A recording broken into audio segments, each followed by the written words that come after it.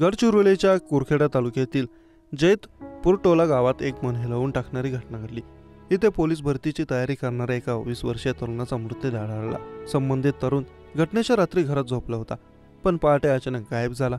यानंतर कुरखेडा परिसरातील कोरड्या नदी पात्रात त्याचा मृतदेह आढळला। धक्कादायक बाब म्हणजे यावेळी तरुणाच्या अंगावर केवळ पॅन्ट होती। त्याचा बनियान, शर्ट आणि स्वेटर बाजूलाच काढून ठेवलेल्या अवस्थेत आढळला। अशा विचित्र अवस्थेत मृतदेह आढळल्याने तरुणाच्या मृत्यूचं गूढ वाढलं। रोहित राजेंद्र तुलावी असं मृत आढळलेल्या तरुणाचं नाव। तो बेसीच्या दुसऱ्या वर्गात शिकत होता। आई वडील गरीब असल्याने रोहित शेतीसह मजुरी काम करत असल्याचं आपल्या कुटुंबाला हातभार लावत होता।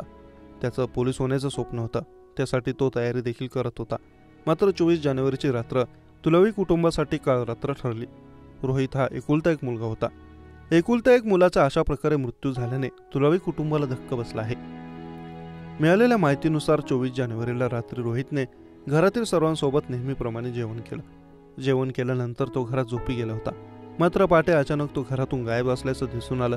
मुलगा पहाटे फिरायला गेला असावा असा समज कुटुंबियांचा झाला, त्यामुळे त्यांनी याकडे फारसं लक्ष दिलं नाही। मात्र शुक्रवारी सकाळी कुरखेडा तालुक्यातील कुंभीटोला महामार्गावरील सती नदी पात्रात रोहितचा मृतदेह आढळला। याची माहिती मिळताच कुटुंबियांना मोठा धक्का बसला।